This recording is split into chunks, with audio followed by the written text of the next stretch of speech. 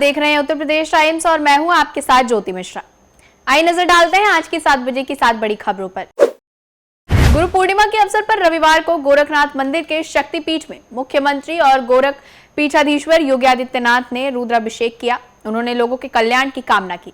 उन्होंने अपने गुरु का वंदन अभिनंदन किया। गोरखनाथ मंदिर के प्रथम तल पर स्थित शक्ति मंदिर में सीएम योगी ने देवाधिदेव महादेव को विल्व पत्र, कमल पुष्प आदि समर्पित कर दूध और गन्ने के रस से रुद्राभिषेक किया। मठ के विदित पुरोहितों ने शुक्ल यजुर्वेद संहिता के रुद्र अष्टाध्यायी के महामंत्रों द्वारा रुद्राभिषेक का अनुष्ठान पूर्ण कराया। रुद्राभिषेक के बाद उन्होंने वैदिक मंत्रोच्चार के बीच हवन और आरती की। विधि विधान से पूर्ण हुए अनुष्ठान के बाद उन्होंने प्रदेशवासियों के आरोग्यमय, सुखमय, समृद्धमय और शांतिमय जीवन की मंगल कामना की। बरेली में सावन माह की शुरुआत से एक दिन पहले शहर में माहौल बिगाड़ने की कोशिश की गई। शनिवार रात डेरा पीर अनाज मंडी में स्थित शिव मंदिर में तोड़फोड़ कर कुछ असामाजिक तत्वों ने मूर्तियां क्षतिग्रस्त कर दी। रविवार सुबह मामले की जानकारी हुई तो हिंदू संगठन में आक्रोश फैल गया। संगठन के तमाम लोग मौके पर पहुंचे। उन्होंने जमकर हंगामा किया। सूचना पर इज्जतनगर थाना पुलिस पहुंच गई। पुलिस ने घटनास्थल पर छानबीन कर एक समुदाय के 3 लोगों को हिरासत में लिया है। इनसे पूछताछ की जा रही है। सावन महीने के दौरान शहर के शिवालयों की सुरक्षा को लेकर पुलिस ने व्यापक योजना तैयार की है। प्रमुख मंदिरों जैसे आनंदेश्वर, जागेश्वर, सिद्धनाथ और खेरेश्वर में पुलिस और पीएसी के अतिरिक्त पैरामिलिट्री फोर्स की तैनाती की जाएगी। इस अवधि में रविवार और सोमवार को गंगा नदी में नौकायान पर पूर्ण प्रतिबंध रहेगा। शहर के विभिन्न क्षेत्रों में स्थित शिवालयों में बड़ी संख्या में श्रद्धालुओं के आने की संभावना को देखते हुए सभी डीसीपी ने अपने अपने क्षेत्रों के मंदिर का निरीक्षण कर सुरक्षा व्यवस्था का खाका तैयार कर लिया है। जमीयत उलमाए हिंद के अध्यक्ष मौलाना अरशद मदनी ने उत्तर प्रदेश सरकार द्वारा कांवड़ यात्रा के रूट पर धार्मिक पहचान स्पष्ट करने वाले आदेश पर अपनी कड़ी प्रतिक्रिया व्यक्त करते हुए इसे धर्म की आड़ में राजनीति के नए खेल की संज्ञा दी है और कहा कि यह भेदभावपूर्ण और सांप्रदायिक फैसला है। इस फैसले से देश विरोधी तत्वों को लाभ उठाने का अवसर मिलेगा और इस नए देश के कारण सांप्रदायिक सौहार्द को गंभीर क्षति पहुंचने की आशंका है।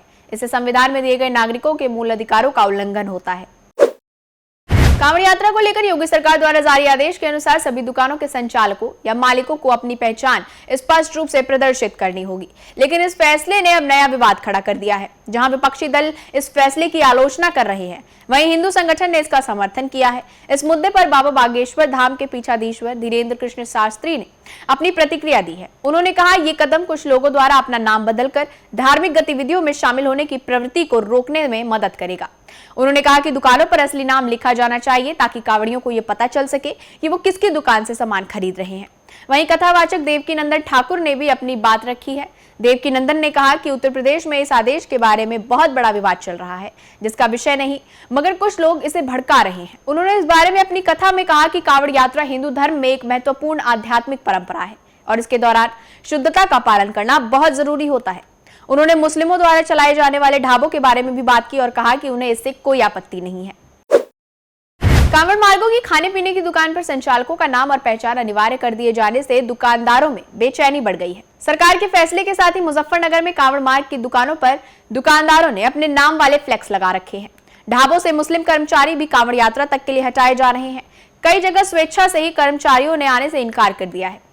पिछले 7 वर्षों में एक दिहाड़ी मजदूर ब्रजेश पाल श्रावण के 2 महीनों के दौरान मुजफ्फरनगर के खतौली इलाके में एक सड़क किनारे ढाबे पर काम करता था ताकि अपने मुस्लिम मालिक को, ग्राहकों, मुख्य रूप से कांवड़ियों की भारी भीड़ को प्रतिबंधित करने में मदद मिल सके।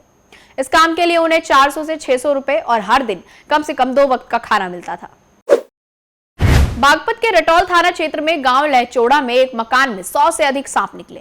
घर में इतने सारे सांपों को देखकर पूरे मोहल्ले में दहशत फैल गई है। इतने सारे सांपों को पकड़ने के लिए 4 दिन तक रेस्क्यू अभियान चलाया गया। घर से पकड़े गए सांपों को डिब्बों में बंद करने के बाद जंगल में छोड़ दिया गया।